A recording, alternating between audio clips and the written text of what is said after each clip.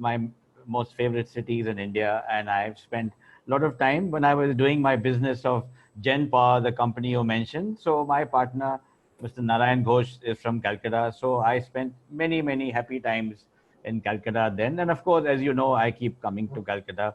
I wish I was presenting this in your city today. That would have made me more happy. But nevertheless, this virtual platform brings us all together very nicely. And so I will begin with my presentation today. And I'm happy to see so many of you here. So I shall start sharing my screen. And in a minute, you will see it. And then I will check if it's coming. So Somajit, you have to tell me when you see my screen, and then I will put it to slideshow. It is coming, sir. It is visible. Okay, very good. So we'll put it in slideshow mode, and I will take out an online pointer, Yeah, laser pointer. Yeah, so you can see some red dot moving around. yeah, definitely. Okay. So shall I begin, Somajit? Yes, sir. Please, the stage is all yours. Good, good. It's a stage very, the stage is my dining table. So, so it is very comfortable and easy. You know, just to, I may be putting in some humor in my presentation. So they say that people have stage fright, you know. So when a young person or even an old person goes on stage, he sometimes becomes tongue-tied because he sees so many people there and he cannot speak properly. But in the virtual world, you don't have to worry about that because you can imagine that you're speaking to your computer and carry on speaking confidently. So I think in that sense, the virtual stage is very nice for all of us. So what are we going to speak about today? We are going to speak about what is called the India Cooling Action Plan. It's a document which was released in 2019 in March, and it's a very wonderful document. India is the only country in the world, apart from Sweden, I think, who have released such a comprehensive cooling action plan. And it's very relevant because we live in a hot country. But just let's look at what is written on the top over here. It is released by the Ministry of Environment, Forests and Climate Change. This is a wonderful ministry. It's one of the new ministries of India. The other one is MNRE, the Ministry of New and Renewable Energy. And this is the Ministry of Environment, Forests and Climate Change. So we have this cooling action plan only because of these last two words. We are undergoing a very severe climate change in our world, and all of you know that. And I am trying to see how this India Cooling Action Plan relates to the young people of India, because I'm an old guy, and after some time it won't matter to me whether it's hot or cold, I will stay at home. But the young people have to work, have to develop this country, this whole world, and it is irreversible process that climate change will introduce global warming so severely that it will cause massive destruction and a lot of hardships all over our planet. So here's the point, that we have as a country agreed to the Paris Agreement to bring down and cut down energy and bring it to a certain level by 2030. We are just 10 years away from that. We have already spent 3 years doing nothing very much. This world in the next 5 years, if it doesn't do something seriously, then that will be the consequence for the next 100 years. So if we don't act in the next 5 years as one world to reduce global warming, the next 100 years will be the most difficult years you will face, and there will be mass floods, there will be mass destruction, there will be forest fires, there will be all sorts of things happening, and there will be unmitigated heat and cold all over the planet. That's why this ministry is formed, that we must protect our forests, we must protect the environment. If we do these two things, this will become good. That's all you have to do. You have to protect the environment, you have to preserve our forests, and then climate change will slowly reverse over the next 50 years. So I'm quite positive. I'm an optimistic person, and I wish all of you here are optimistic and you will work hard towards it. A small disclaimer, the views expressed here are mine and those of the Ministry of Environment. I am interpreting what they have done, and ISHRE is not responsible for what I say over here. However, I am not going to say something which is wrong. You don't have to worry. But the disclaimer is there as a formality. And this, my presentation is shared with Somajit, who is the president, and he will decide that he can share it with all of you who are participating here for your reference afterwards. Of course, I will encourage you to download this document, which is very easy to download, which I will show you in the end, and you can read it at your leisure. So let's talk about the weather in Kolkata today. I imagine, because I read the weather report, that today, the 15th of September, which is Engineers Day, and I wish all of you who are engineers, who are not engineers, a happy Engineers Day, because engineers are the ones who construct what we are able to live with, and doctors help to treat the people to live better. So, doctors, engineers, lawyers, these are the three old professions of the world. And today is Engineers Day, and let us resolve to bring down global warming and bring back our planet to the good conditions it was when I grew up as a young boy. It was a far more cleaner planet. And I hope it is so in the next 20 years or more. So today in Kolkata, it might be, it may not be, but I believe it is 32 degrees centigrade, which is not very bad. But the problem is that the wet bulb temperature, which is measured by putting a wet cloth over a normal thermometer, and you will see what is the wet bulb. It is always lower than the dry bulb. So today in Kolkata, the difference between wet bulb and dry bulb is only 4 degrees centigrade. If it is much higher, then we have drier climate. So today is a humid day in Kolkata. Don't worry if this is right or wrong, but it is a humid time. It's also humid in Mumbai, where I live. And so because of this, what happens is that we have something called dew point temperature, which is the temperature at which water starts to condense. If you take a glass of cold water and put it in there, the air in contact with this water will become colder, and you will see water moisture on top of the glass. That is called the dew point temperature. So if you have a dry climate on the psychrometric chart, those of you who are not familiar with this chart, it is a chart to explain wet and dry bulb conditions of the air. So this is like dry and hot. This is like dry and cold. This is like hot and humid. This is warm and humid. So today it is very warm and humid. These are relative humidity lines. So in Kolkata, we are at 75% relative humidity, and we are at 32 degrees centigrade. So we are somewhere here. So the wet bulb, if it is high as well as the dry bulb is close to the wet bulb, we come close to the saturation line. And if you just cool this air a little bit, it will become dew point. That means it is a condition where we have to be very careful. In an air-conditioned space, if we let in the outside air of Kolkata today, it may start to condense. So we have to be very careful not to allow fresh air to come in except through the air conditioning system. So I'm just talking about certain basic things over here, because the climate change as well as the global warming conditions are all dependent on the weather. And if the weather is hot and humid or very hot and very dry, then we just think of putting on the air conditioning. And that's when we start to consume energy. So let us look at our body.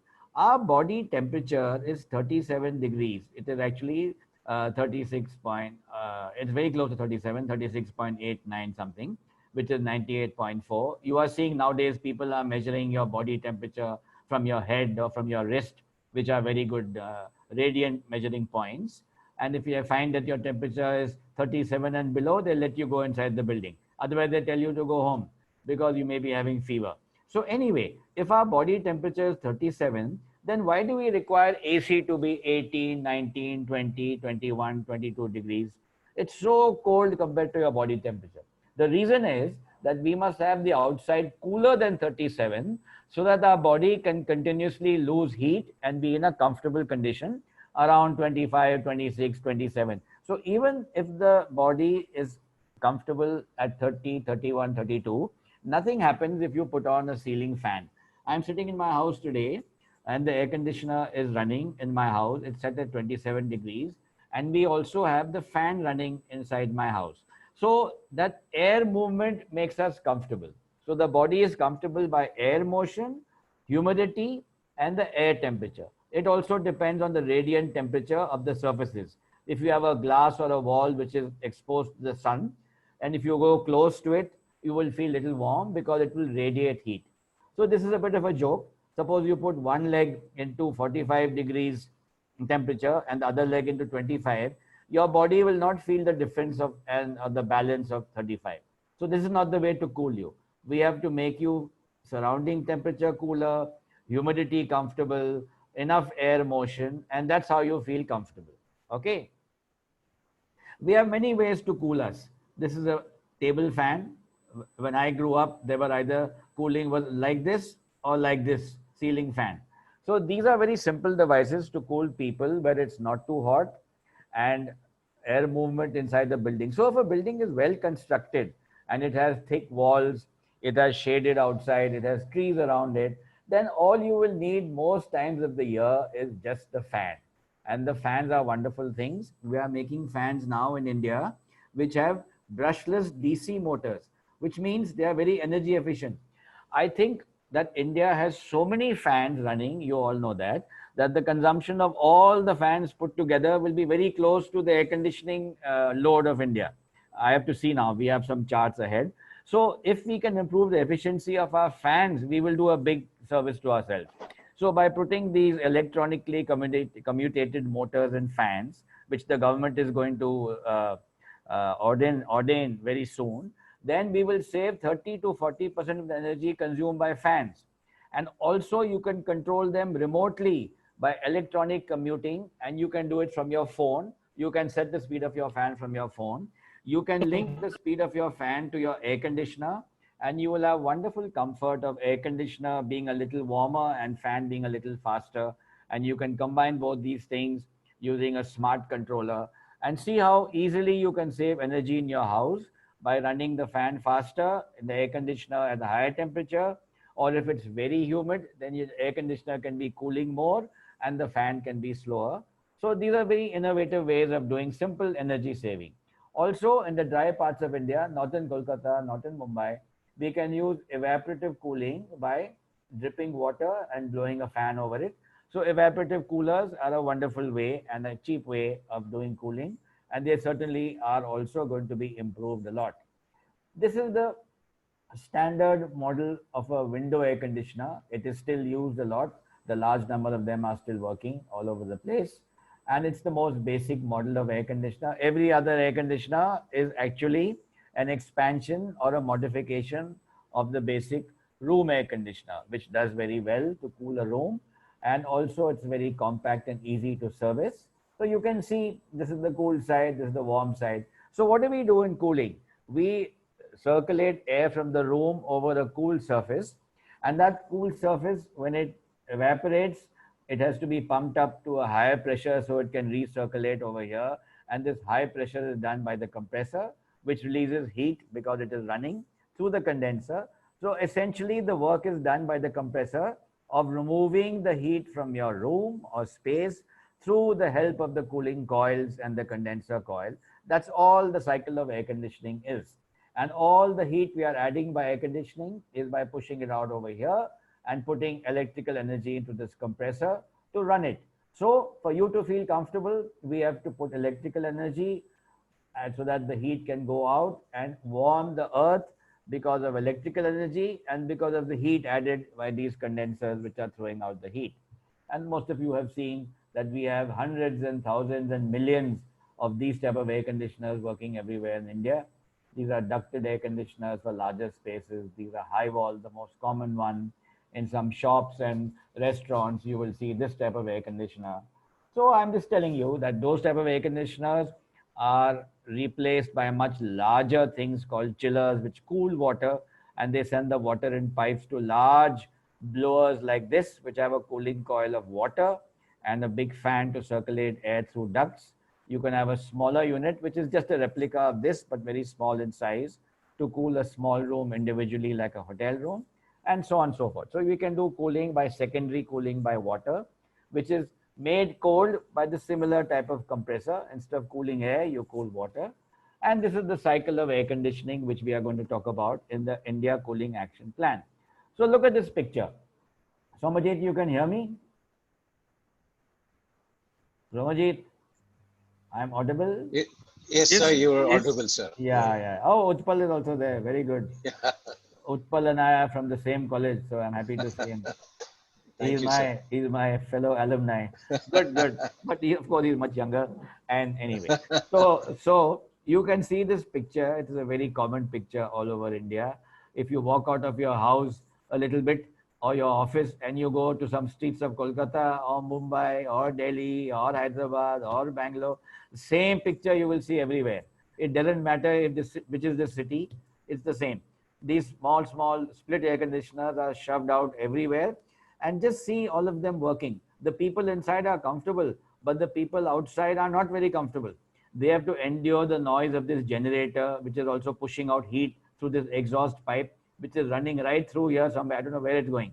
I have no idea, but it's going somewhere and blowing out its exhaust fume somewhere. And so the story goes forward. That the same picture, we are making you a story, telling you a story, but it's a real story. There's a lady called Sheetal. On a hot day in April, she said to her little child, let's not use the air conditioner, let's save energy and lower global warming. Very nice mother, very nice daughter. So she opened her windows to let some fresh air inside, but her neighbor's air conditioner blew hot air into her house because his air conditioner is running at full blast, right? It's making noise. It is also blowing condenser air. So if she opens the window, the hot air came inside her house. Her little daughter, Megha, felt so uncomfortable. Her skin became hot to touch. So reluctantly, Sheetal shut her windows and turned on her own air conditioner. So this is what we are all doing. Those of us who can afford to have air conditioners. But most of India, 91% or 92% of India don't have air conditioners. They rely on all sorts of other ways to cool them. They will eat ganne ka ras. Utpal and I, if ever we spend the summer in Kanpur, we would drink sugarcane juice to feel cooler inside. You will feel cooler for a little time, then you will feel hot again. Or nimbu pani. So I'm just trying to tell you, why do we need this cooling action plan? Because most people are living in hell, in very hot conditions, and they have to live like that. So we as engineers should resolve today that we must have a plan for thermal comfort for all the citizens of India. Why do we just 8% of us enjoy air conditioning or 9%, and everybody else has to bear the brunt of the heat of India or the dust of India? Or the people who live in the very cold places, they can't afford heating either, right? So the India Cooling Action Plan, it sets goals to reduce cooling demand by 25%, refrigerant, which is another thing which causes global warming because of its global warming potential, that should be reduced by 30% by 2038. And we seek to certify 100,000 service technicians by the year 2023, which is just 3 years away. I don't know whether we will do this or not.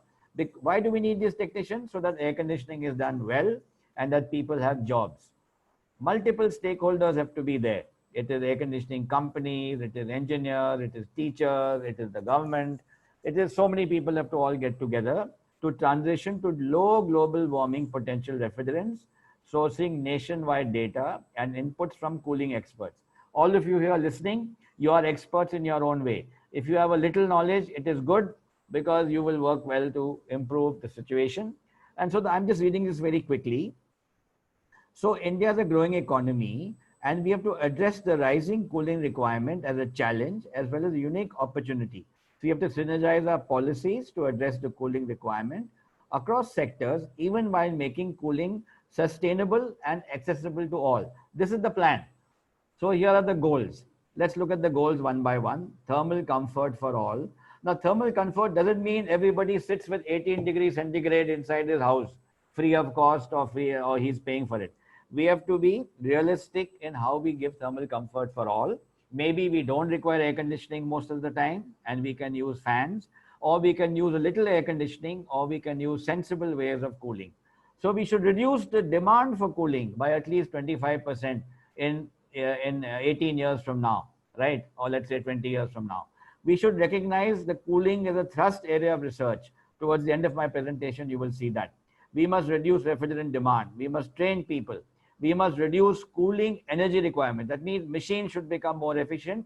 We must first of all reduce the demand in various ways. There are passive ways of doing it. Okay, so all of that is there. And there are many priority areas. I'm just identifying them as ones which we can just look at some things. We should adopt adaptive thermal comfort standards. I'm just talking about a few things. What is adaptive thermal comfort? That means we adapt to the weather. In the summertime in Kolkata, it doesn't mean that we have to have 18 degrees inside when it is 40 degrees outside. You can be quite comfortable with 30 degrees inside. You don't have to be 18 degrees. You will see that ISHRA's guideline for the COVID times will tell you that you can set temperatures between 24 and 30 degrees on your air conditioner, depending whether it's dry or whether it's humid, Of course, in Kolkata and Mumbai, you should better set at 27 so that some dehumidification also takes place. The other thing is put on your fans, wear clothes, don't start wearing suits and ties in the middle of the summer just because it is some formal function. So we have to learn to adapt to the conditions around us. This is the whole idea of adaptive thermal comfort. We should try to find better ways of doing passive cooling, which we will talk about. Another priority area is to train and certified technicians. So I won't talk much about now.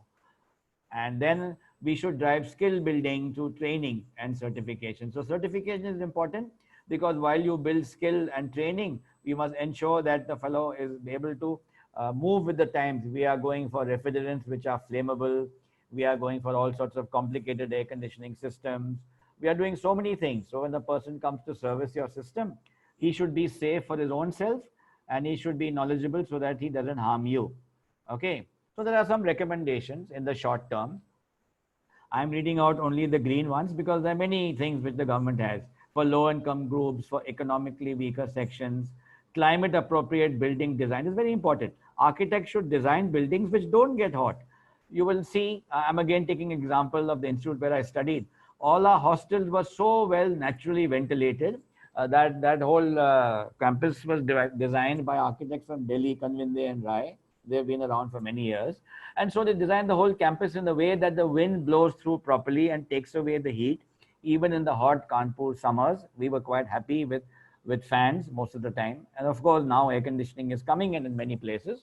But we were an institute which had district cooling even in the 1960s for essential places to save energy.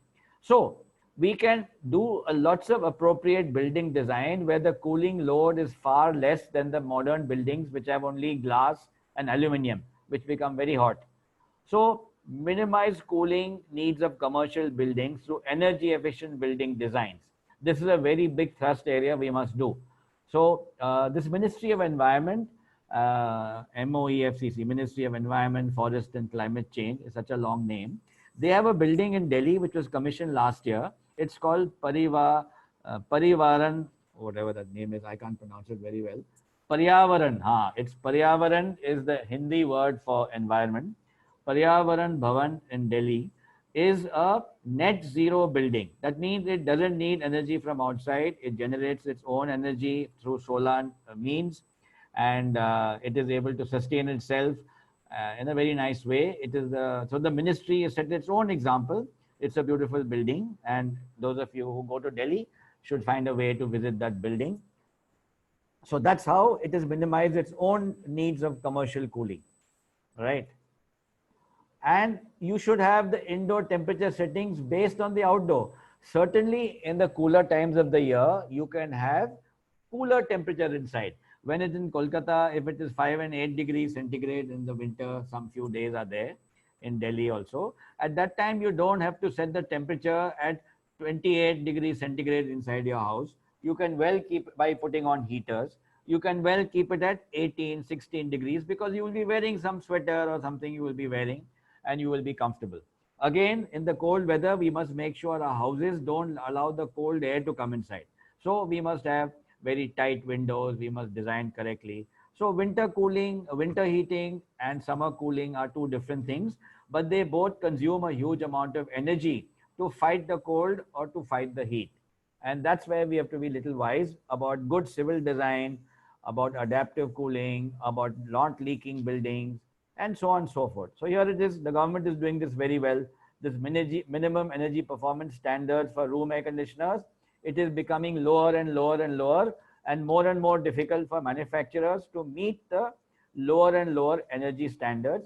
So the star labeling program is a good one, and they're going to introduce it for those evaporative coolers also very soon, which is nice. They will be very efficient, they will be well designed, and I think there's lots of business going to come in two-stage evaporative cooling, which all of you can really focus on because that is India's answer to the cooling problem. Two-stage evaporative cooling. You will see a map of India a little later. Most of India is hot and dry.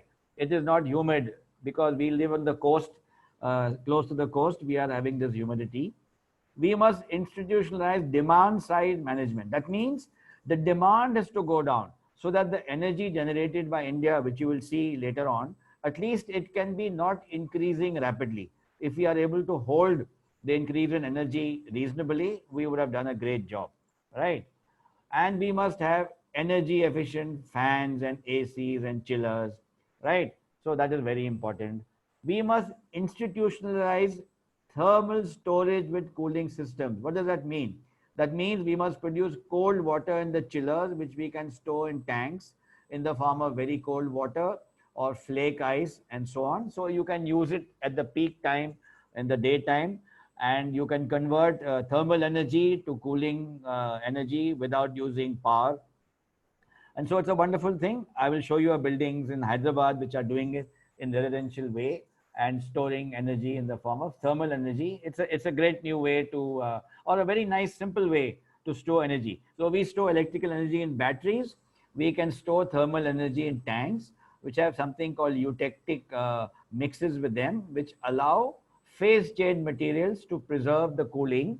And when they change their phase, they release a huge amount of energy. And similarly, when they are cooled, they can store a huge amount of energy. We must drive retrofitting of existing buildings to reduce cooling. So here's what I want to tell you.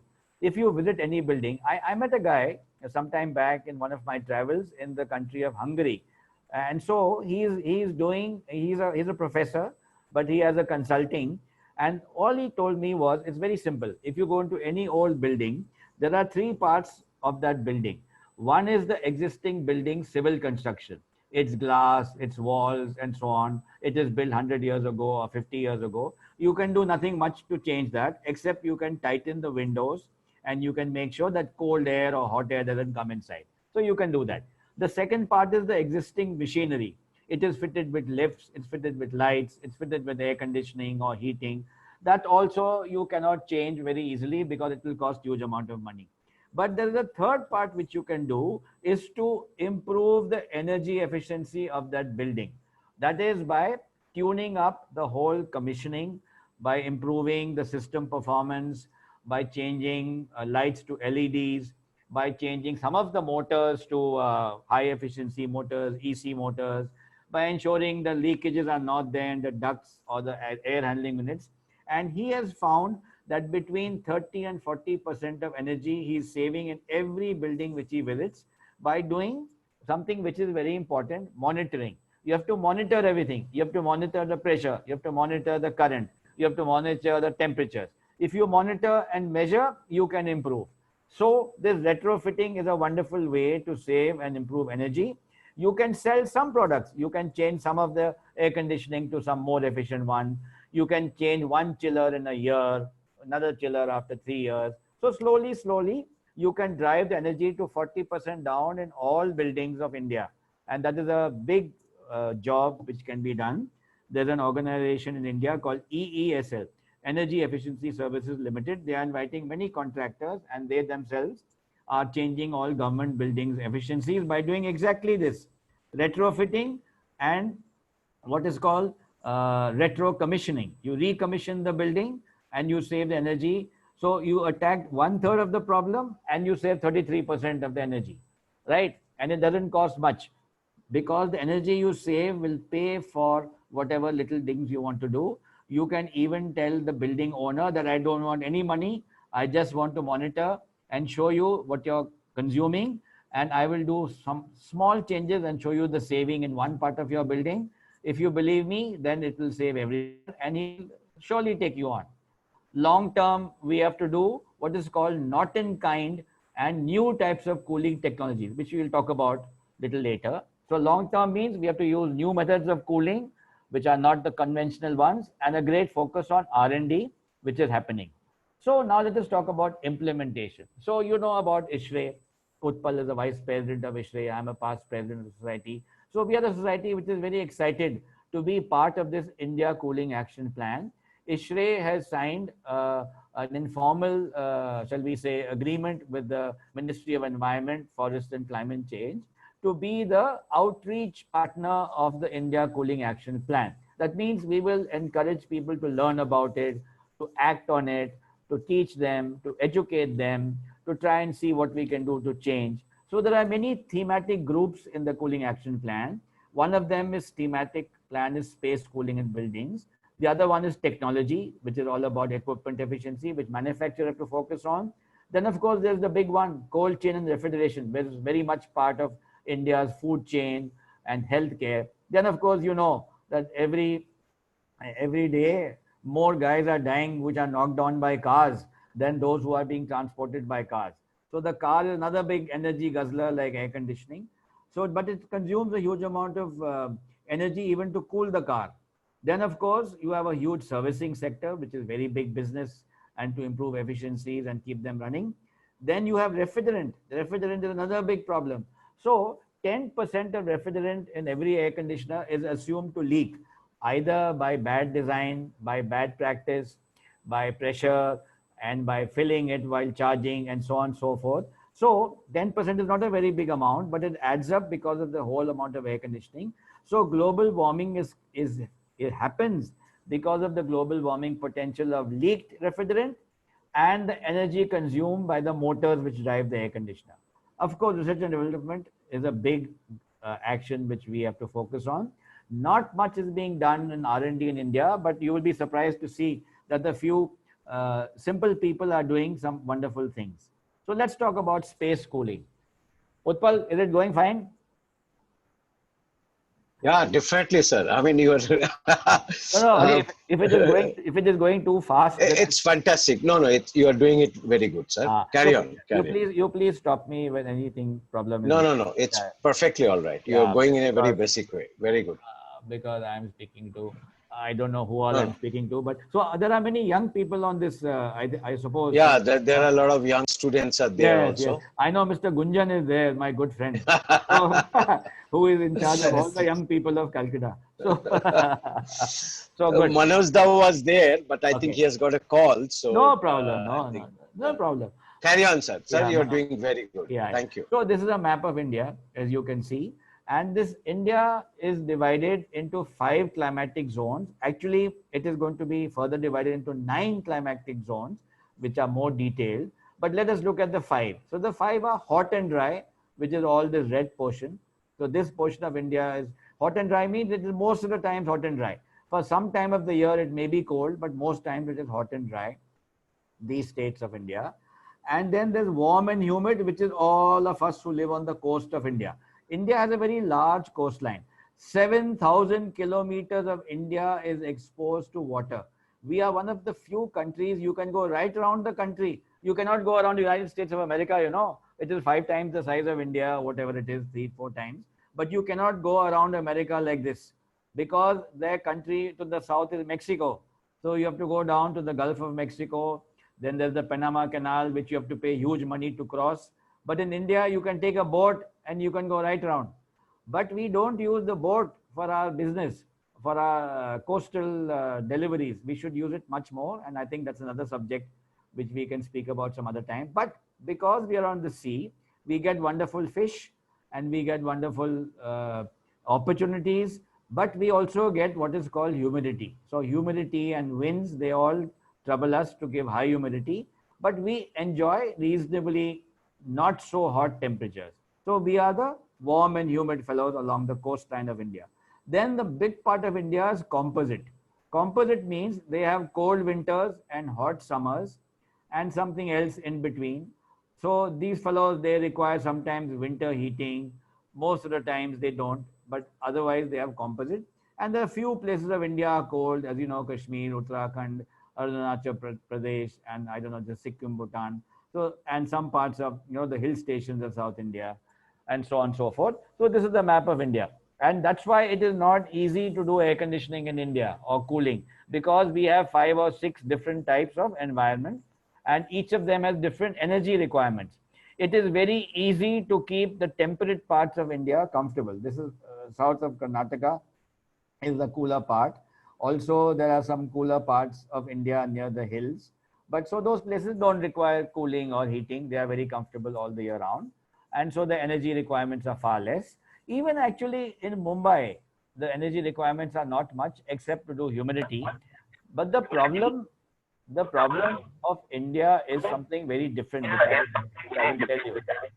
It is that we are starting to live in the city. Okay, can somebody please unmute the mic? I request all of you to please be on mute. because the background sound should not come. So these are the climate zones of India: 1, 2, 3, 4, 5.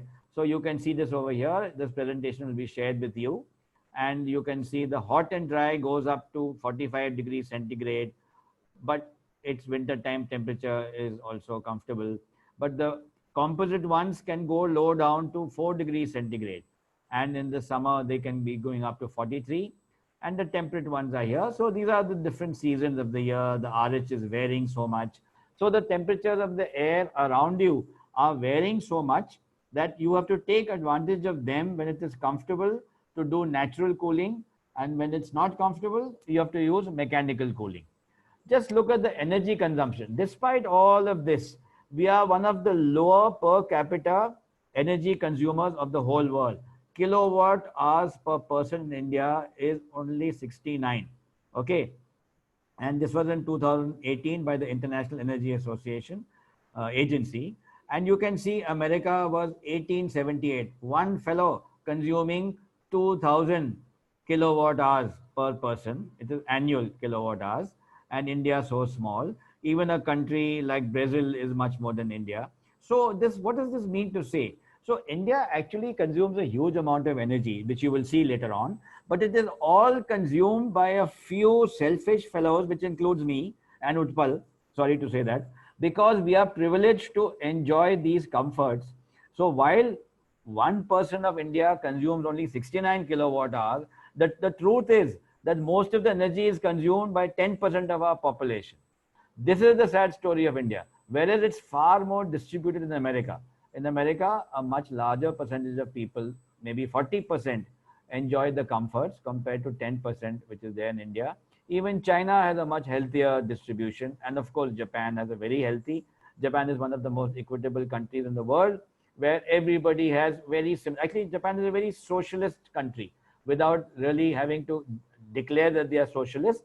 They are socialist because everybody is more or less equal in his benefits, in his privileges. There are variations, of course, there are rich and poor there also, but they are country because all of them have been working towards that. And of course, one of our big problem is population. It's not so easy to solve the problem, but we have to solve the problem because we have to take care of the people who live in our country. Otherwise, what are we engineers for? I don't know. If we are engineers only for some few other engineers, then we should not be engineers. We should be probably research people to find better solutions. So all you young people over there, don't be disappointed. There are many things which you can do. And so the future is bright if you think about some new ways of doing things. So look at the energy consumption in India in terms of air conditioning, millions of tons. So the million in 2017-18, which was just recently, we consume less than 150, 160 million tons, and it is projected in 20 years from now to go up to 6 times that figure. Can you see? From 150, it is going to 1,000. This is a projection in which most of the 74% is in space cooling of buildings, 10% in refrigeration, and 16% in transport air conditioning, which is the mobile things, and so on and so forth. And the cold chain, while it's a big part of India, it consumes very less energy because it is so far and few distributed. And this is also supposed to grow. But because the cooling needs are going up, much of the consumption is going to be from air conditioning, which is why we have to try and shave this to a much smaller number. Otherwise, we are heading for big disaster.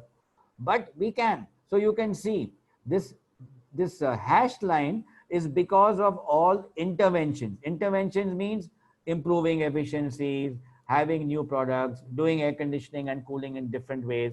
So you can see how they have brought it down. Okay, the energy performance is the reference, and they brought it down substantially. And so that's the good thing. The India Cooling Action Plan will lead to this reductions, and it will sure to happen because the plan has got its shall we say action points, and by taking all these action points, we are able to reduce that increase to just much less. This is called million tons of oil equivalent consumption. We have brought it down. It's a different measure from kilowatt hours. Now, what is this over here? So this is by equipment. I'm not going to spend much time over here, but all it means to say that room air conditioners are growing in. So room air conditioners means split air conditioners, window air conditioner, all the types of split air conditioners. They will soon be 60% of the consumption of air conditioning. But see the terawatt hours. I will tell you what is a terawatt hour. It's a very big unit of energy. It has grown from 135 terawatt hours in 2018-20, which is now, to 20 years from now, it is going 6 times, no, 5 times or 4 times. Yeah, 4.5 to 5 times it is growing. It is expected to grow. And the growth is mainly being taken up by window air conditioners. You can see the chiller system, which is 9%, has grown to 11%. That's fine. But so this is the increase in the use of air conditioning by many, many more people. That's what is going to happen. So here's one interesting thing. This is not to do with air conditioning. This is to do with electrical consumption. India generated 1547 terawatt hours of electricity in 2018-19. It's a very big number. Let's look at the number. 1 kilowatt of energy is what all of us can imagine. What is 1 kilowatt? Our air conditioner, one air conditioner may consume 1.2, 1.3 kilowatts, a single one. Most average Indian homes don't have air conditioners. They make do with less than 500 watts. That means half a kilowatt. A few lights, which today consume 8, 9, all these LEDs, they consume very less power, 6 watts, 8 watts, 10 watts. And a few fans. A fan consumes 100 watts, 120 watts. So if you have 2, 3 fans, 400 watts, a few lights, and you may have some electrical appliance like a TV. So in 500 watts, if you don't have air conditioning, your house will be fine. But we have air conditioning in most of these new homes everywhere. 3, 4, 5, 6, 7 air conditioners in one house. I'm not saying it's a bad thing, but it is because of the availability and the need and the way we live today that we have 4, 5, 6 kilowatts running in our homes. So that's it. So if you have a building with 5 kilowatts for one home, and Utpal and I, we live in tall buildings and there are 300 flats. So you can imagine how much energy is going into that. So there's something called a megawatt, which is 1,000. That is a million watts. So 1,000 kilowatts is a megawatt. And a gigawatt is 1 billion. That is 9 zeros. 1 billion kilowatts is 1 billion watts is 1 gigawatt. 1,000 watts is a kilowatt, and 1 million watts is a megawatt, and 1 quadrillion watts, which is 1 followed by 12 zeros. That is what a terawatt is. So just imagine, and 1,500 of these terawatts were generated in India just 2 years ago. It must be already 1,600. I hope it doesn't grow very big. Out of that, the cooling energy consumed 135 of these terawatts. And in 2040, it will be 600. That means 1/3 or 600, not even 1/3, it is 40% of today's energy 20 years from now will be consumed by cooling. And I'm sure this will grow. So this is the kind of energy which India is generating. And you know, how is it being generated? Here's a picture. So I'm just trying to show you this picture. You may not be able to see it very well, but I want to tell you that this is a picture of the energy generated in the various states of India. So this is the western region. The western region generated 120. These are in terms of not terawatts. These are gigawatts. So 120 gigawatts, which is 32% of the national consumption of India, was in the western region. In the eastern region, it was only 9%. In the southern region, the picture is not here, but I looked it up from a web today. The southern region of India consumed 30% and the northern region 28%. So 30, 30, 30 and 10, and the northeastern region is a small 1%.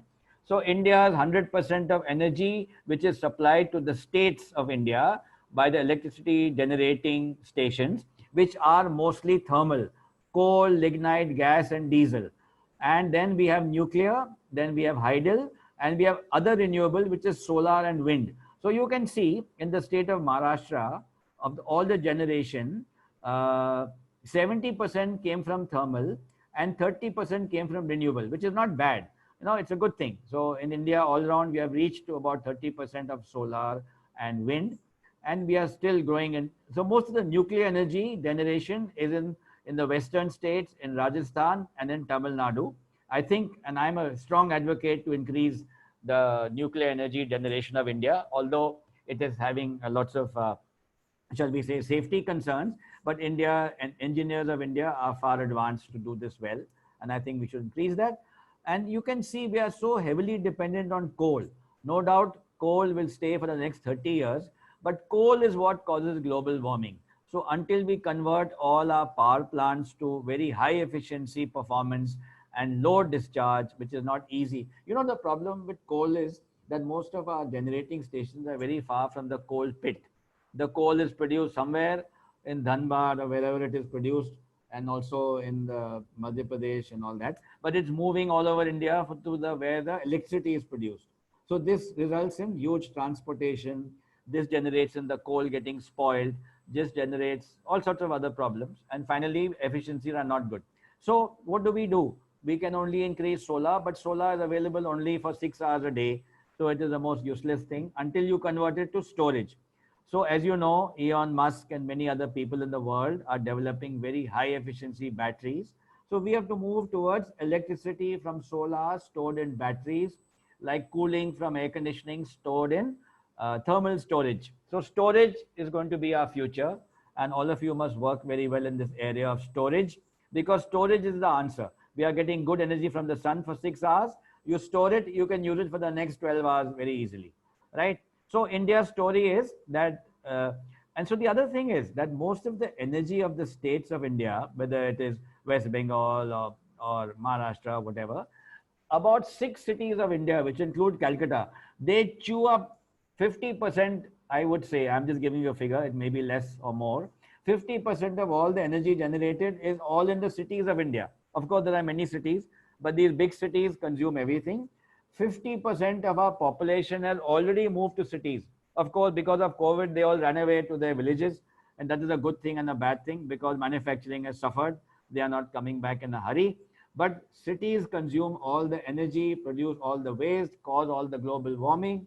If everybody could work in his village or home and generate sufficient income, India would be a very happy place, right? So we as ISHRE released this guidance document. All of you should download this. It's available for free download from ISHRE's ishre.in website. You can download it even today or anytime. Read it. It's very interesting. It says that you should maintain room temperature between 24 and 30 and relative humidity between 40 and 70%. In my home today in Mumbai, the humidity outside is around 65%. The temperature is very nice because we are having still the monsoon extended. It is about 28, 29 degrees outside. But because of humidity, we have put on the air conditioner and set it at 27. So it is hardly actually working. It works very little, but we have put on the fan. So we are following this principle and reduced energy load. And so in dry climates, you can raise the temperature, set temperature towards 30. In humid places, you can come towards 24. Use fans to increase air movement. And see, every degree which you cut down, or rather which you raise, if you set the temperature from 24 to 25, 26, 27, 28, 29, 30, every degree which you increase the set point, it saves 3% of the energy. So if you raise your set temperature from 18 to 27, which is 9 degrees or 10 degrees, you will save 30% of energy. So just see how you can contribute to saving energy. Okay, so this is a phasing out of HCFCs, which I will just touch upon briefly. So we are also, apart from energy reduction and saving, we must also phase out what are high global warming potential refrigerants, which are hydrochlorofluorocarbons like refrigerant 22, refrigerant 12, and many others. It is still being used a large amount in refrigeration and in old plants. So the phasing out is going on slowly, but we are allowed time. We have reached to 2025 and so on and so forth. India is doing very well in this phase out, and we will surely achieve this, no problem at all, because we have moved to another refrigerant called HFCs, which are like R410, which is very popular in most air conditioners. We are supposed to phase out this also down to 15%. We are in the group 2 countries by 2045. And I think we will surely achieve that, because we are moving towards flammable refrigerants, to ammonia, to carbon dioxide, to natural refrigerants. So we will achieve this also. I don't think India has a problem with refrigerant phase out and changeover. India has a big problem with the growing needs of energy. So that's the big problem. And also India has a big problem that we have not provided thermal comfort to all. So here is this is the story which I'm trying to tell you. At present, rural households in India are without air conditioning, and a small amount of rural households, which is the green color, they have air conditioning. What about the cities? Urban households mostly don't have air conditioning, and a small amount have air conditioning. So if this is the number of households in millions, so in the cities of India, about 75 million homes did not have air conditioning, and about 75 to 90, about 15 million homes did have air conditioning. Come to 20 years ahead. 20 years ahead, still the rural people will not have air conditioning, but a much larger number will have air conditioning. The air conditioning doesn't necessarily mean air conditioners. It means some form of mechanical way of cooling, evaporative cooling, fans. So as you know, many people don't have fans also. It's a very sad story. So this is the problem. When you go around India, if you go around, you will see.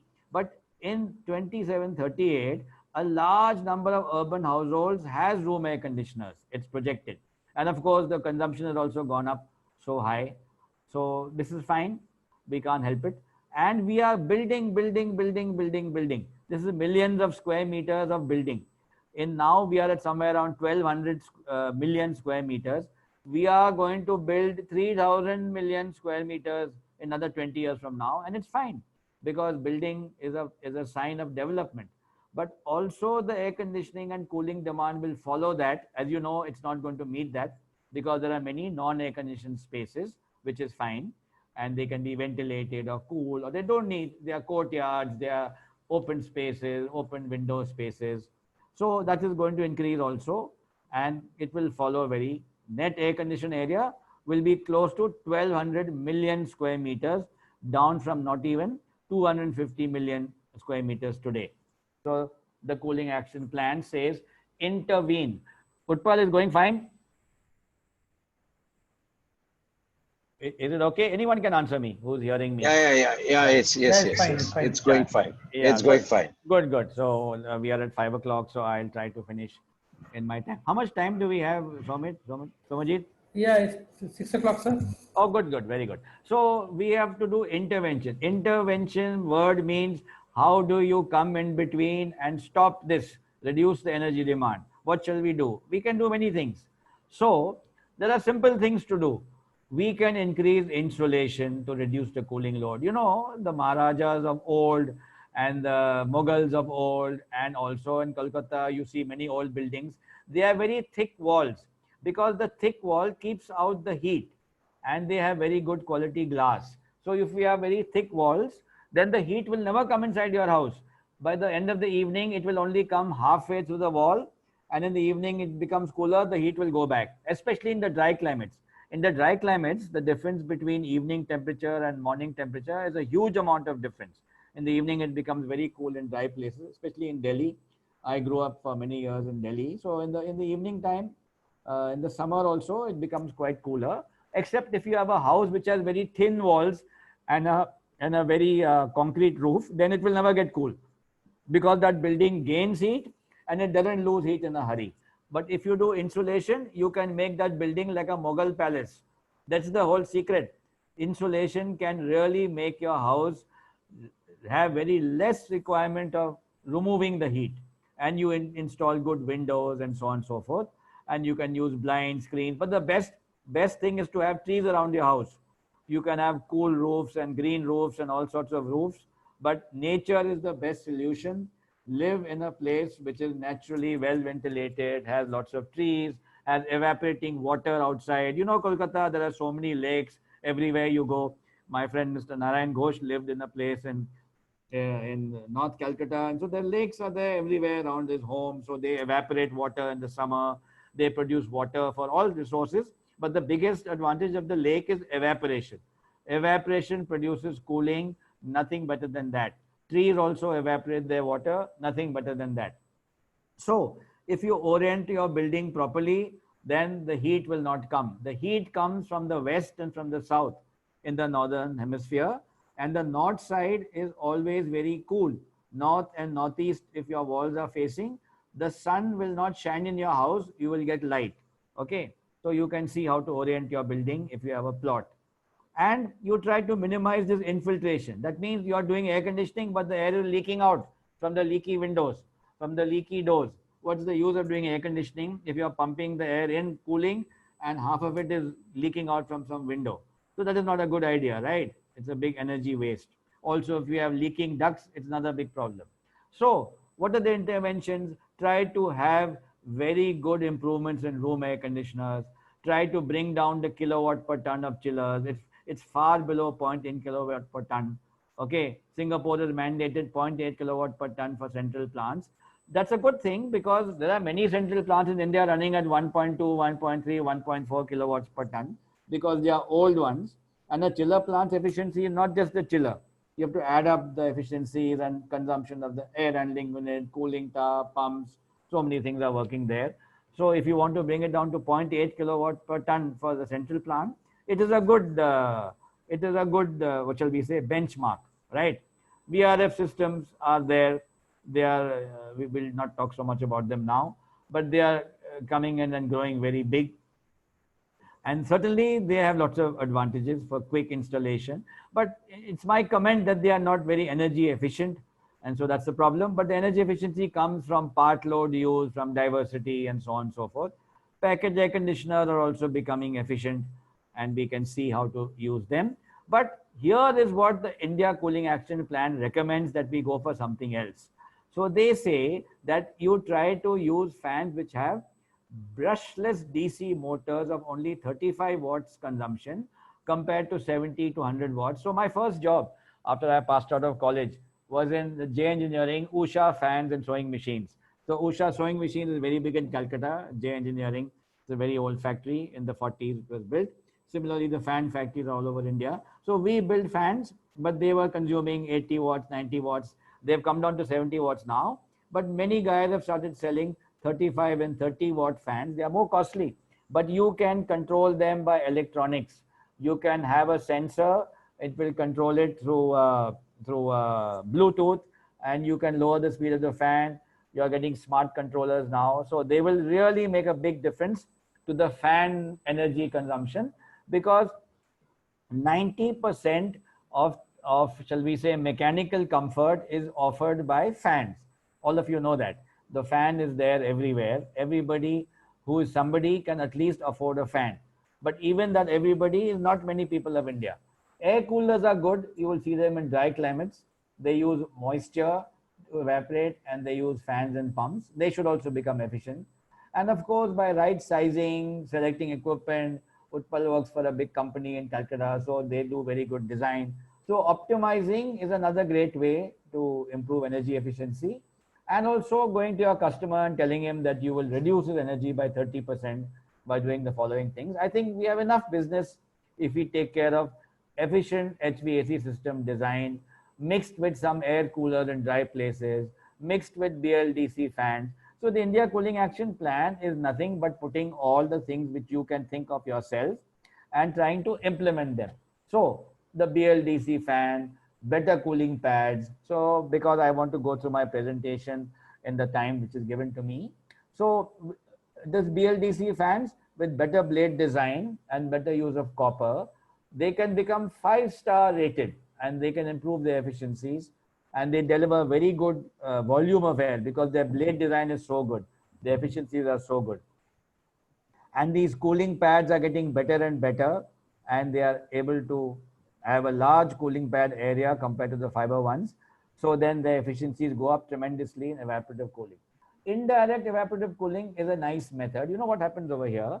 We first pass the very hot air over a cool surface, which is like a cooling coil with normal water in it, whose wet bulb temperature is low. For example, in the Calcutta hot summers, the wet bulb will be 28, 27 degrees centigrade, and the outside air might be 40 degrees centigrade.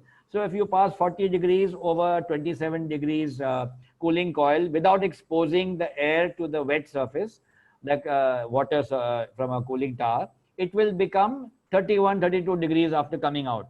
Then you pass it through washing, evaporative cooling. It will come out at 24 degrees. So indirect evaporative cooling can give you very cool air, except that it's not easy to control because the air temperature goes on varying outside. So you have to use very smart controllers to modify the pump speed, the fan speed, the energy efficiencies, and so on and so forth. And then you can use a third stage, which is the refrigerant cooling coil. And then you can cool the air, and only 30% of air conditioning energy will be required. So in the hot and dry parts of India, we can bring down air conditioning load to 70% by these smart indirect direct evaporative cooling systems. And there's a company called ATE in Pune, whom I've been studying, and they've even now participated in the American ASHRAE exhibitions and all, and they're winning prizes everywhere. They are allowing you to take an AHU and put in 40% of fresh air, which is a great thing for these COVID times. Fresh air dilution is the best way to improve the safety of a place. So if you use indirect evaporative cooling, very efficient ones, you can take in 40% of outside air without spending much energy, and then use your air conditioner to cool it inside. And in the night time, you don't have to run any pump or water because the air is cool. So for the 24-hour operation, Calcutta has a large number of IT people who work for 24 hours. Structure cooling. So I have a friend, Surendra Shah. He is, if I am old, he is ancient. He is 85 years old, and he is still very active man doing inventing. He is very active in this structure cooling. That means, how do you cool the building structure intrinsically without doing any cooling or heating? So you bring down the temperature of a building in many ways. You can have, the simplest way is to have water evaporating from the terrace. That's the most simple way. So water evaporating from the terrace will suck out all the heat of the building. It will go up. You can have high emissivity paints on the roof, and they just remove the heat because of the paint uh, emits the heat. You can have pipes which are buried in the roof and in the walls, which have water circulating in them, not by a pump, but by thermal currents, because they have drawn vacuum in that piping system. And so the water boils at very low temperature. The water boils at 20 degrees centigrade instead of 100 degrees centigrade because of the low pressure. And then it gets converted to gas because it gets hot, and then it goes through a small little cooling tower and it comes back to water in a very simple process, and the building structure remains cool. In Ahmedabad and in Kanpur and some other places he has done, when it's 45 degrees outside, that building structure is only 35, 36 degrees. So much of heat is lost from this structure cooling. The new Parliament building, which is coming up in Delhi, is going to use structure cooling. Radiant cooling, we'll talk about this, and this is a very good system. This company, Infosys, has implemented millions of square feet of their offices with radiant cooling systems, and we will talk about it right here. So here is a picture of radiant cooling. It's a very innovative system, nothing new about it. Nothing new in the concept, but the implementation is more new. So, you know, the sun heats us from 93 million miles away without any pipe, without any duct, without anything to connect the sun to us. How does the heat come here? By radiation. And we are still enjoying the energy 93 million miles or kilometer, I've forgotten now, whatever it is. It is so far away, but still we are getting the heat. In the same way, if you stand next to a cold surface, open your fridge door, your refrigerator in your house on a hot day, and just stand in front of the fridge for just 2 minutes. Don't mind the air conditioner door, sorry, the refrigerator door is open. You will find your body rapidly losing heat to that refrigerator cold inside. That is the principle of radiation cooling. You have a cold surface and your body will rapidly lose heat by radiation to the cold surface. You hear the girl practicing in the gym, and the roof has got pipes in it. The pipes have got water circulating at, and inside it maybe water at 12, 13, 14 degrees centigrade water. So the roof becomes 18 degrees centigrade, and the girl and the place over here inside might be 28, 29, 30. So the walls start giving up their heat. The girl and the occupants start giving up their heat. The floor starts giving up their heat. You can even have a cool floor. You can bury the pipes in the floor and in the ceiling. And you don't need water at 7 degrees or 45 degrees Fahrenheit. You need water at 12, 13, 14 degrees, because you cannot have condensing. You cannot have the dew point over here. And you can run another duct system, which is at much lower temperatures, to remove the humidity. So it's a twin system, so it's costly, but it's very effective. And you don't have to have any fans for the ducting to circulate air, right? So that is what Infosys has done. They have two buildings in their Hyderabad facility, which I visited, and each of them is 1 million square feet, very big buildings. So they built a twin building compared to the old one, which was with conventional air conditioning, and they did radiant cooling inside the second building everywhere. And they have measured for the past 3 years, they are saving 35 to 38% of energy because of radiant cooling, because they've cut down all the air handling units away from it. The water temperature are mostly high. So what happens with conventional air conditioning? We bring the air down to temperatures leaving the cooling coil at 12, 13, 14, 15 degrees centigrade, only to remove the humidity. The human body sensible heat doesn't require such low temperature.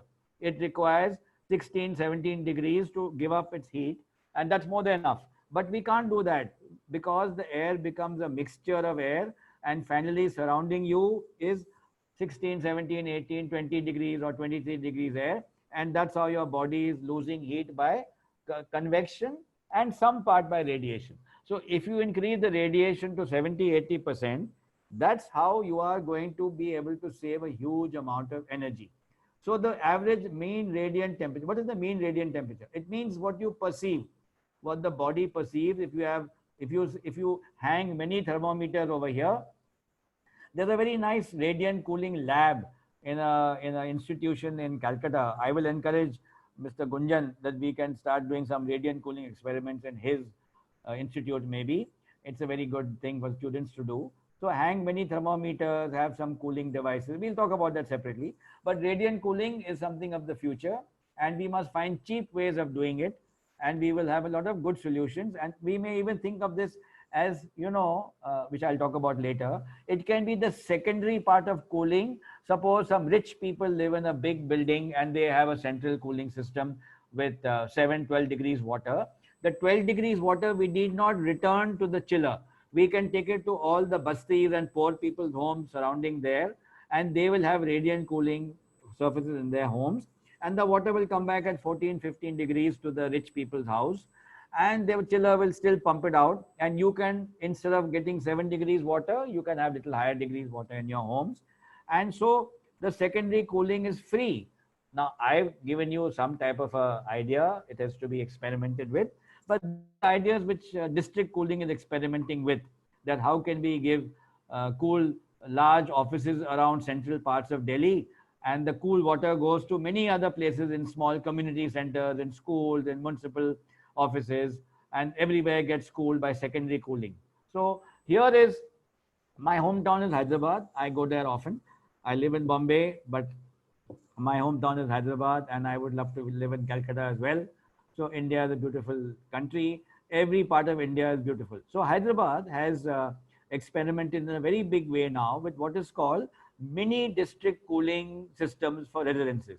So this Abra is one big, large builder in Hyderabad. He has built millions and millions of square feet of residences, because Hyderabad is a big investment for NRI Indians.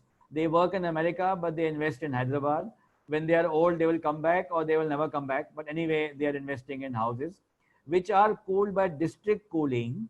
So if you were putting split units, you would spend 5,000 tons for these hundreds of homes. I have another presentation separately on this. But if you did district cooling, it comes to 1/3 the capacity. And if you did VRF cooling, it would come down to probably 3,000 tons, because that will also offer diversity. But see, the district cooling is working so effectively. They have district cooling plants in the basement. They have thermal storage, and they are able to manage everything so well, very beautifully. And the average cooling in each house, which has got 3 bedrooms, is 1.2 or 2 tons, not even 2 tons, because the whole house is not cooled all the time. So some parts of the house is cooled, and even then the air conditioning load required is so less because of the orientation of the building. They are all naturally ventilated. They have shafts which run ventilation fans and remove the heat of the building.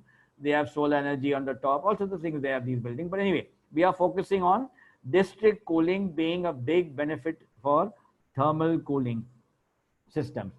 Now I am showing you something else. This is an invention or a development of a company called Bry Air. Here is the name. I'm not trying to promote any commercial things over here. Please don't mind. It is just to tell you about the technology. So this company, and there are other companies too, they have come out which is called something called ADSORPTI, adsorption chiller, not absorption, which is also a good system, but adsorption chiller uses two chambers and a condenser, and it uses this vapor condensing system with silica gel desiccant and the difference of vapor pressures, which allows water is a refrigerant over there. So there is no, it's a natural refrigerant. It evaporates at very low temperatures, 7 degrees centigrade. And so then you get cooling. And what is the energy? The energy is just warm water. There is no motor, nothing. Warm water at 36 degrees centigrade. So 36 degrees centigrade is very easily produced by solar. It is the output of a cooling tower and a big central air conditioning system. You can have a bath with 36 degrees centigrade water. Of course, it's quite hot. We don't require such hot water for our bath. But it is not very hot water. It is certainly not 80 degrees centigrade, 90 degrees centigrade water as the absorption chiller requires. So waste heat is easily available, and the cool water comes out to 7 degrees for air conditioning. So I saw a pilot plant in Jaipur in the institution, MNIT. They have purchased one 10-ton plant and they are doing all experiment with it. So just imagine, so this company is selling 400, 500 tons also. The plant is costly right now. I'm telling you it's costly, but cost is nothing to worry if it saves energy by not using electricity and by using solar. You can use solar during the day. You can use solar batteries. You can store thermal. Storing hot water is much easier than storing cold water. I think all of you know that, because you can create a large tank with insulation and store water at 45 degrees centigrade very easily, which you produce in the daytime by solar, and continue using that hot water for the whole night for this chiller.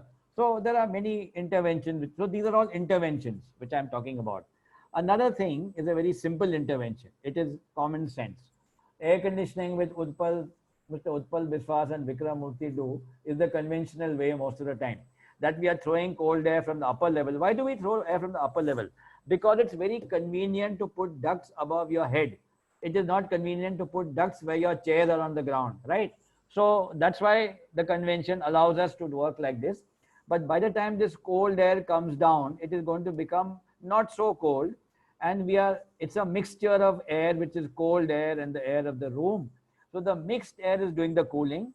The result is that we are cooling the whole room, but the man is only 6 feet high and the room is 9 feet high. We only have to cool the man, and most of the time the man is sitting down.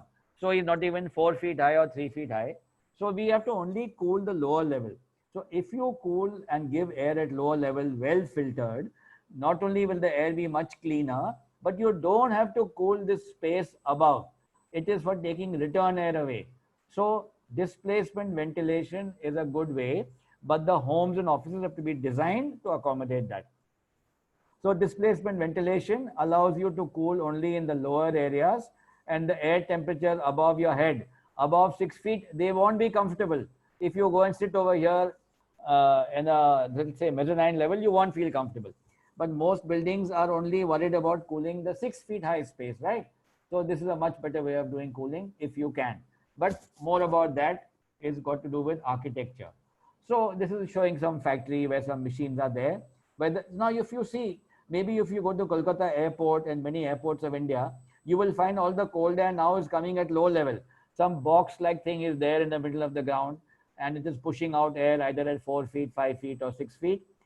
It is there in Calcutta. Yes, I've seen it. Especially if you go into the baggage area and all, you will see all these things. And because the airport is so tall, what's the use of cooling the whole height? So cooling at displacement level is already very much part of public building design. And it's a much better way to cool spaces without cooling the whole space. Underflow air conditioning is also a good way. You can see the cooling systems are here on the ground. They are down level here. And because they are modular, there's a raised flow. You can go on shifting them, moving them. You can move partitions. And the whole Floor below becomes a very large plenum duct. There is no need to do ducting. You push the air will find its way out somewhere. And you can have more, you can have little fans inside each of these grills to adjust the air for each person. See, this fellow sitting in a small room. If he's feeling too cold, he can close it. This fellow will come with a suit and coat to office, so he'll be feeling hot. He can open it. So we can have, this is just like sitting in a bus or an aircraft. You open and close the vents above your head to feel comfortable more or less. That is all displacement cooling, underfloor, overhead, whatever, closest to you, right? Is okay, Utpal? Fine? Fantastic, sir. We are Yeah, going on now. definitely. Yeah, we're going on very good. So Very good. chill beams, I'm showing you a picture of a chill beam. A chill beam is a nice device. It has been also well developed by this many companies now. And the ones in India which are being made in India, I don't want to name the companies because I'm not doing a commercial presentation. There are very good designs available from companies in India which are well suited for Indian conditions. Okay, because we have humidity which is not so much in Europe and all. So what do? They can be passive chill beams or active chill beams. They have a cooling coil which is cold, and because it is cold, the warm air will rise. The warm air will automatically rise and get induced into the cool thing. And because it becomes cold, it becomes heavier and denser, it will come down by itself. So it's a very slow process, but in some time, everything will become cool by a natural convection. Or you can have a small fan over here and you can suck the air and it will blow it. Or you can have a central duct which is passing air with a high velocity, and because it's having a high velocity, it will suck air. This is by induction process. By induction, air will come and go, and it will produce very comfortable cooling with no noise, no AHU, nothing is there. So chill beams are becoming very popular. They will become cheaper. They will become easily manufactured by small scale industry and without much need for pumping huge amounts of air. By induction process, they will cool, and you can have a small duct separate system for introducing the fresh air at colder conditions to remove the humidity or to increase the air quantity when there are more people and when there is more carbon dioxide, and not have it when there are less people or when the humidity is not so high. Okay. So we have covered now the interventions. Now we are going into that there are many interventions. It's called not in kind means, which is not in the normal technology. There's radiant cooling, indirect evaporative cooling, solar vapor absorption machine, also that adsorption machine which I showed you, structure cooling. All these things can improve our, but some of them, but the thing is, the capital cost is a disadvantage. The operational cost may be or may not be a disadvantage. So with every thing which is not conventional, there is obviously a price to pay either in the first cost or in the operation cost or in the inconvenience of putting it or not. But certainly if we want to go forward and give cooling and reduce the energy, we have to think of alternate ways of doing it. I am most in favor of doing structure cooling because that reduces the cooling energy at the very passive level. So if you can design as an architect, as an engineer, and work hard and design a building which remains quite cool naturally or by some interventions of structure cooling, then the air conditioning load will come down to 30% from 100%. So that is the best way, right? And then you can switch the air conditioning from room to room by district cooling methods. There are so many ways of doing it. And we will bring down the air conditioning requirement of India substantially. And also because we have saved so much, we can give it away to people who don't have it now, or they will be willing to pay a price. Everybody is willing to pay a price for the comfort of his children. You know that your parents, all of you who are young, and even my parents, they did everything they did to support us from while we were growing up. So parents today and in the future will always want comfort for their children to study. How do you expect the guys in Delhi hot summer to pass exams or go for this JE entrance exam, which Utpal and I took so many years back? But now the fellows in the COVID times, they had to go to do NEET exam, JE exam, God knows what all exams. And fortunately, the summer has passed. But in the hot summers, they have to study. How will they study if they have to study in a hot room which is no comfort, and they are sweating. So just think about it, that we have to think about how to reduce all these things. So anyway, so the energy consumption in buildings you can see is largely from room air conditioner. Even 20 years from now, it is something else today, but 20 years from now, it will be largely room air conditioners, some amount of chillers, some amount of VRF, some amount of package air conditioners, a good amount of fans, and a good amount of air cooler. It's very nice to see. But with intervention, it is going to come down. It has come down by 40%. I think with the smart people who are on the panel today, or rather on the audience today, you can bring it down to 60%. If you bring it down to 60%, you can afford to give away 30% and allow 20% more people in India to have comfort. You would have done a great service if you do that, right? And architects and people should build housing which is naturally comfortable. Okay. And we will not talk much about this. The refrigerant demand is going up and up and up, but it can come down by more energy efficient buildings. And certainly that's true. Now, just talk a little bit about the cold chain. The cold chain is that it goes from the farm and it comes down to the retail. There are so many ways it is going. There's a processing. Pack houses are where they pack the food. They pack the vegetables and the fruit and so on and so forth. And a reefer, refrigerated cargo, takes it to a bulk cold storage, that moves to a cold storage hub, that may move to somewhere else, which is a ripening chamber, and finally reach retail. But it will be best if we can short circuit all these things, that we have transportation systems which are like the railways have introduced double decker reefer cargo railways across 5 big lines of India. It's a very good thing. During this COVID time, the railways have commissioned north to south, east to west, northeast to southeast, southeast to northwest, 5, 6 long lines. They are going 3,000, 4,000 kilometers across India, taking refrigerated cargo right across India in 12 hours and 14 hours or 18 hours. So imagine somebody producing something one part of India can reach another part of India in a very short time and get advantage of the pricing. So the cold chain is what will really transform India by taking goods which are perishable to the point of place of consumption which pays a higher price, and therefore the guy who's giving it, if he gives it even without getting any money, he will get 5 times the money he's getting today after a month time when it's taken to the retail place. So this is a big subject by itself, which I can talk about another time.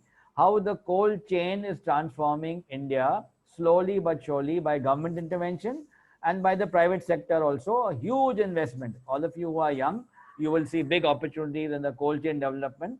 It is going to be the biggest transformation of the Indian farmer if the cold chain is enabled.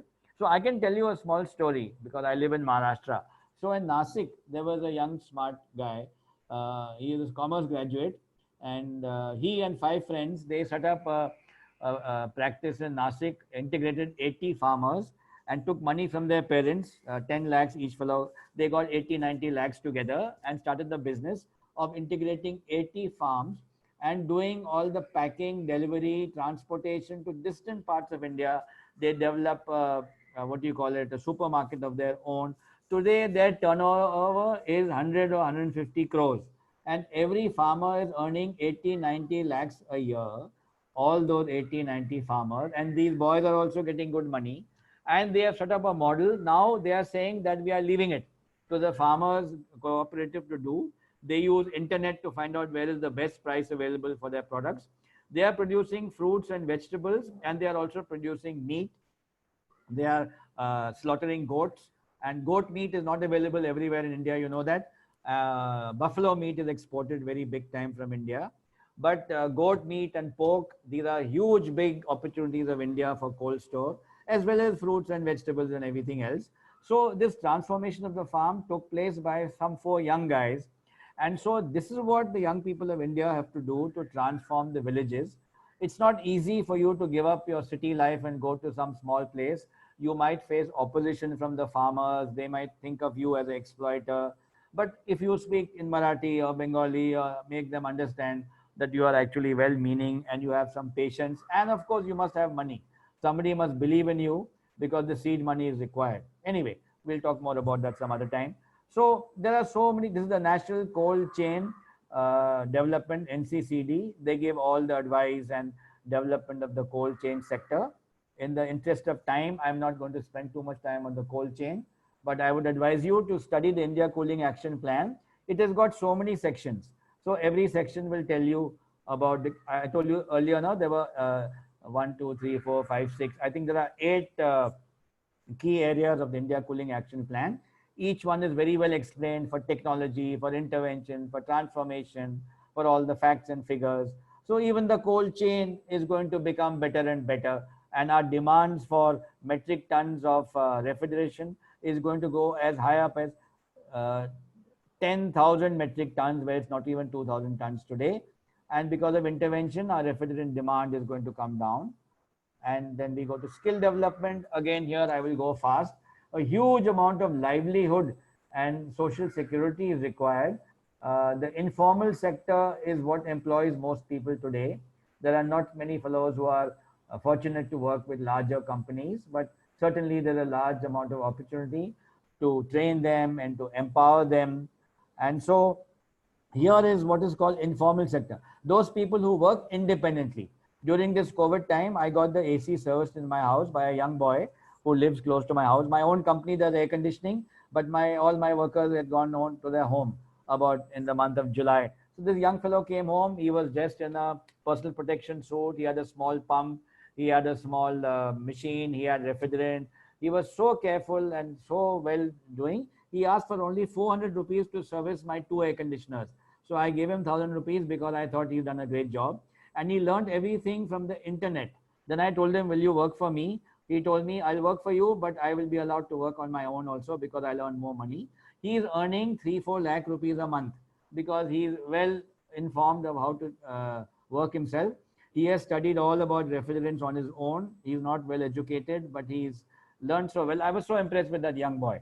It's my own experience of an informal sector person. So suppose he could go to a good school, he could be trained by me, but we exploit people, then we won't pay them the salary which he can earn on his own. So there's a big opportunity if he's well trained. So in the room air conditioning sector, about 25% are informal fellows and more than 50%. And even in central air conditioning, the story is similar. But of course, room air conditioner offer the most opportunity. This is the mixed air conditioner, which is like the ducted and this and that and all the other ones. Those guys don't know much about this, so they don't come over there, right? But there's big opportunity. So now I'm coming towards a little end of my story. That is that, well, it's not the end, it's towards the end, that we have a huge, we are going to have to keep a huge stock of equipment and refrigerant to meet the demand, which is going up and up and up. So you can see these figures later, whereas a stock of equipment from 70 million tons now is going to go up to 130 million tons because the demand is going to go up. But interestingly, the room air conditioner stock is going to be kept so high because this is a moving stock. This stock, the fellow wants the air conditioner right now, so you better have a huge volume of stock produced so that it moves fast. Just to let you know, India produced 7 million room air conditioners last year, 2019, 7 million. Out of that, 6 million or 5 million were imported from China. About 1 million were made by one single manufacturer. His name is Amber Air Conditioning. He is in Delhi and Punjab. There are 2 Sardarji brothers and their father who started the company. They don't sell any brand. They supply to all other companies in India because they don't want to do branding and marketing and spend money there. But now they have no more people to supply because whatever they make is bought and so on and so forth. But now because of the Make in India plan, perhaps the big manufacturers will import less from China and buy more from these guys. So you can see there are small little people who have learned how to do great jobs. This Amber Air Conditioning is purchasing 2 VRF manufacturing lines from Hitachi company in China, which have become defunct because Hitachi moved to some other place. And so they are purchasing those VRF manufacturing lines. They will be making VRF air conditioners on their own in India, and they will allow others to brand them and sell them. So these are all the opportunities for growth in India. And we don't hear much about them because they don't have a brand. So Again, this is annual energy consumption. You can see that, let us talk about, okay, let's look at the room air conditioner. Room air conditioners, terawatt hours, that is electricity consumption in 2017, 56. It has grown to 215 to 400, but with intervention, it has come down because of better energy efficiency. So this is the story of energy efficiency being able to pull down the huge peak. Okay, and so uh, this is all to do with the cold storage. Again, over here, because of intervention, it has come down. Now I want to talk about, so I didn't spend much time over there because all it was saying is energy efficiencies will bring down the cooling energy, but certainly the cooling energy is going to grow 5 or 6 times in the next 20 years, because it's a good thing that India's cooling energy grows, but we must bring down the efficiencies, we must have better buildings, we must use less global warming refrigerants, and so on and so forth. But there's some bright news for you to listen to. You can visit this globalcoolingprize.org. It's a prize which the Department of Science and Technology and the Rocky Mountain Institute of America instituted last year with a lot of funding from so many organizations all over the world. There is about $10 million worth of prize money available. And so they're giving away all that $10 million. $1 million is going to the winner, and the remaining 8 million is distributed amongst many others. But certainly 8 of them are going to get the most money, and they have all been shortlisted. What are they going to do? Here's what they're going to do. They must have 5 times lower impact of global warming than the baseline unit. What is the baseline unit? It is the benchmark unit, which is a typical 1.5 ton air conditioner of today. Its global warming capacity, suppose, is X. Then this global warming says you must have 0.2x global warming potential. That means you must use very low global warming refrigerants. Then it should not cost more than 2 times if you manufacture 100,000 units in a year. So that means it should not be very costly. Obviously, it is big technology, so the cost is going to be high. But this is the challenge. And the 1.5 ton unit should not consume more than 700 watts of power.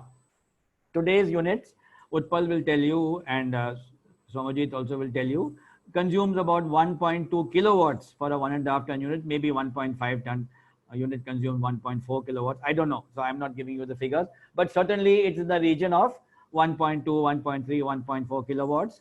So it is bringing it down to half the capacity. This is the challenge. And the challenge is also that if you're using water, you should not consume more than 14 liters of water per day, and the maximum limit of 28 liters if it is required. It should have 0 on-site emissions from any fossil fuel, captive power source, or heat. It means you should not burn anything over there and release fossil fuel emissions, right? So that's the challenge. But here are the 8 shortlisted winners. Okay, it's clear. All good, Utpal? Yes, yes. Okay, fine. So these are the shortlisted winners I'm telling you about. So I was, I witnessed the what do you call it, the in-between shortlisting in Delhi. It happened, and because ISHRE is a partner to this Global Cooling Prize, we are the outreach partner. We are going to tell it. But one good news is there, that all these 8 winners, which I'm going to speak about briefly, they have all submitted their products for testing to CEPT, the Center for Environment Planning and Technology. It's a university in Ahmedabad, architecture college, not university, it's a college. And we have a ISHRE member there, Mr. Yash Shukla, who is part of many of our technical committees. He's a professor there, young chap. He's in his 30s or late 30s. He is in charge of all the testing of all this for the next 1 year. And he has set up a beautiful lab to measure everything for 1 year.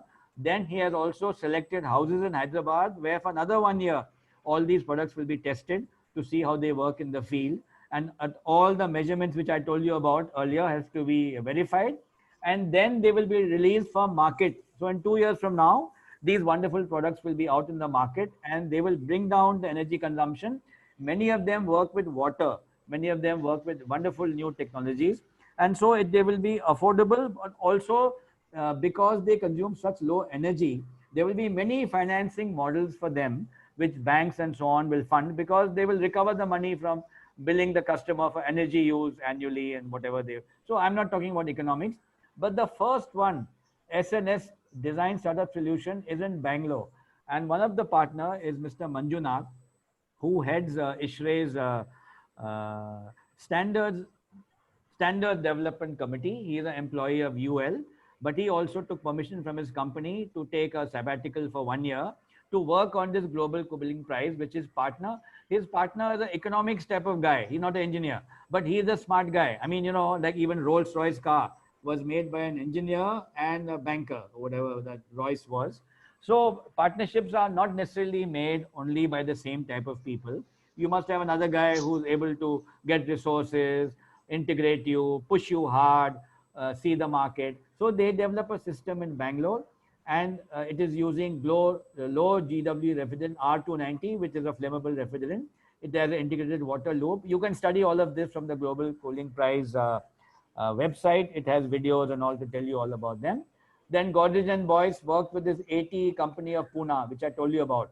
They are using a vapor compression technology with indirect evaporative cooling and solar PV.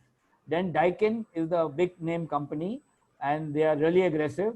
They participated in another Japanese company, and they devised a vapor compression technology with, I don't know what this word means, ultra low GW refrigerant R123 ZE, low global warming potential. So Daikin might be first off the market. They are just waiting to go to sell these air conditioners.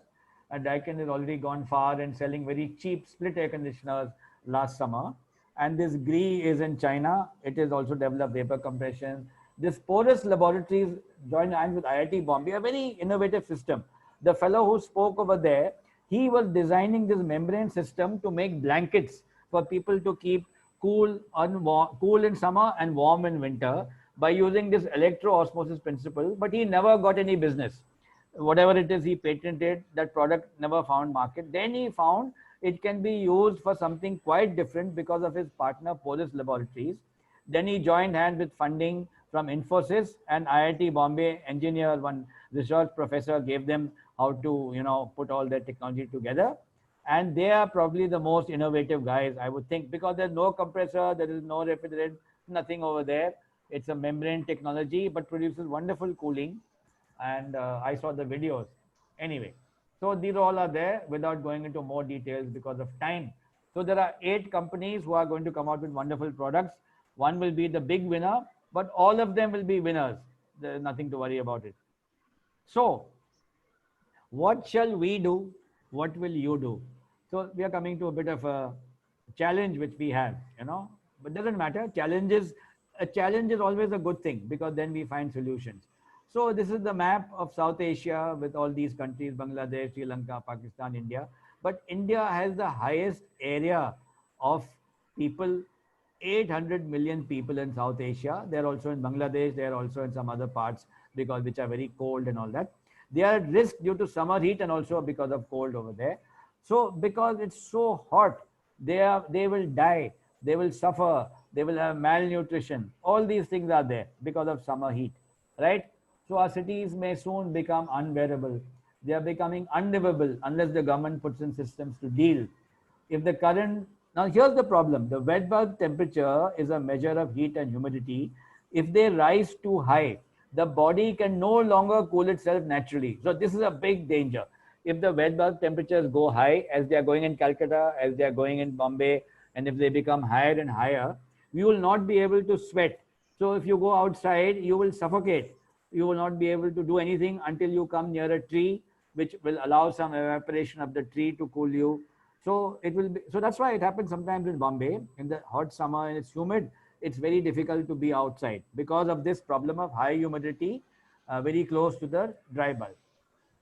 In many places, heat only magnifies the thorny urban problems and the shortage of basic services. In Delhi, the power will fail in the summer, although now it's not failing, and water shortages will be there. So the heat becomes magnified. As long back as 2010, the temperature in Ahmedabad went to 48 degrees centigrade. It resulted in 43% increase in mortality. That means people died. Okay. Across town in Delhi, there is growing number of cars. The sky is hazy. People are suffering from skin rash, dry mouth, headaches. And this is the way the construction workers has to work, because he's so sick and unable, he cannot even work 10-15 days in a month, and he has to lose his salary. This is how they look. You know, the ladies and the men all are working. The bacha is playing in the corner over there. This is a typical scene everywhere you will see in India. They don't get their wages. They still work very hard, and the cities are getting hotter. My own hometown, Hyderabad, since I was born, you know, I grew up for a few years over there. It has steadily risen temperature. Okay, and 5 degrees centigrade has risen over the last so many years. 51. It's a long time, no doubt. But 5 degrees centigrade is terrible. If it was 38, 39, now it will become 43, 44. So that's the whole problem. As the years go, so 10 years passes by very quickly. Since I'm old and I've lived for over 6 decades, so that's not the problem. The problem is that my lifetime, which is very short compared to the lifetime of the history of India, I have seen such a huge amount of climate change. And that is my worry, because my daughter, who's 30, 35 years younger than me, she will face these problems. Many of you are about the same age or younger. You will face these problems, but you have to find ways in which you can not have them. In Kolkata, where the summers are sticky and hot anyway, the monsoon is becoming particularly harsh. You saw the monsoon in Calcutta. I know all my friends over there, Utpal, Amitabha, Somajit, and hundreds of friends I have there. So the heat index is climbing by 0.26 degrees Celsius per decade. It is not much as Hyderabad, but it is climbing. So the guy who's 10 years old today, when he becomes my age or a little older, he will have a tough time, right? Unless something happens to change that. This is how you will find places in Delhi. Chandni Chowk. You know, the Chandni Chowk was a nice open place when I was young. Now it is full of all these type of shops. You cannot get cool air. You cannot get anything over there. The fellow is going shopping, covering his whole head and face, so it doesn't face the heat, and it's very sticky. So if you walk the city on a hot day, you find people peddling cycle rickshaws, hauling goods, constructing towers of glass for the wealthy. Only a few people are protected in air conditioning homes. Those who can, they are having their homes. Those who can't are becoming worse. The social cost is high. The social cost is the biggest cost. You know, it's very difficult to bring down that price. It's a very high price to pay. And soon we will have people who will not keep quiet if they are not satisfied and if they are not comforted. So these are the houses we are building. Coolly cut all the trees over here. Cut away the trees as fast as you can, so you can build more and more homes. Higher ground temperature, no shade, no shelter, heat stress. This watchman's cabin is better. He might be sitting inside an oven than sitting inside a cabin, right? It will become 45, 50 degrees centigrade in the summer inside here. No air conditioner, no fan. So he's got his broken chair outside, right? I'm painting a dark picture, but it's not a dark picture. It is a picture which requires intervention. That's what it needs. So you are even denying the basic thermal comfort available through fans, because you don't know what is happening in the summer of power outage. So the urban populations are vulnerable, especially the poor, to heat-related health impacts. As it is, we have nutrition problem. The people don't get nutrition food. They will have heat-related health problem in the future, right? And this is the condition. The urban poor struggle wherever they go. They go for healthcare to the hospital. This is to weigh a small baby. These fellows have come here because somebody is expecting a child or whatever it comes. Some air conditioning is there.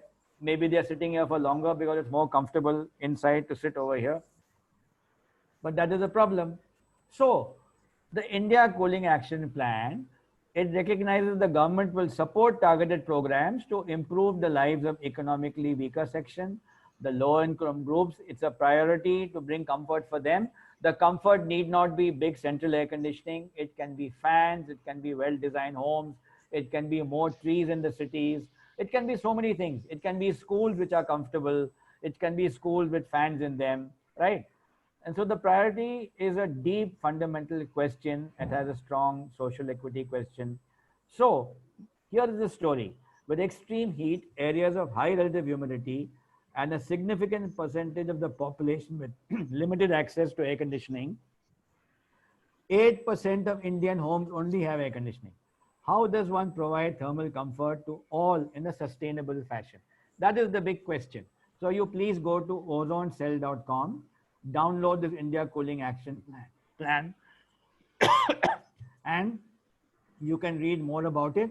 It will be a good subject for you to find ways to do things in your companies, in your colleges, and in general to see that. See, the good thing is, I would say, I'm very positive, although I might have painted a dark picture towards the end. What is the positive thing is that the government of India, this Ministry of Environment, has been working for the past 10, 15 years. ISHRE members also have worked on that plan. We have had 3, 4 of our Delhi people working there, that they produced this wonderful plan to address the problem and to stop the climate change from getting worse, to increase the number of trees in the forests in the cities, to improve the environment. We just have to do simple things and climate change will not be a problem. We have not to overcrowd cities. So in some way, the COVID has brought about a migration back to the villages. May be good, may not be good. But if we can keep the people there, we can sustain their growth, we can sustain their development, and we can move factories to smaller towns. India will solve its problem because India has a wealth of, see, India has such a large amount of land, of sea and water and river. We are blessed with natural resources like America, but we don't know how to make good use of them because we are a very skewed, economically diverse society. Apart from our diversity of religion, race, and so many other things, we are different by biggest difference between you and me or anybody else is the economic condition of me and somebody else. I might be a rich man, but I'm a very poor man. Some poor man is poorer than me, but he is wealthy because he knows how to live his life and how to bring up his children. I think that is the hope of India. So I finished my presentation, and I hope I've raised your hopes to be bright and to be hopeful and to be good engineers on a day like today. There's nothing which we cannot solve together.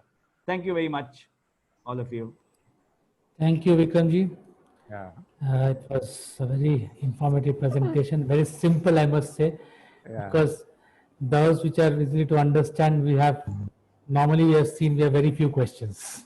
No, but I'm happy to answer any question. Or you can give them my email. I'll be happy to answer them anytime. Definitely, sir. Yeah, and you can share my presentation because it is not secret. It is just the government of India's what shall we say release, which I'm sharing with all of you.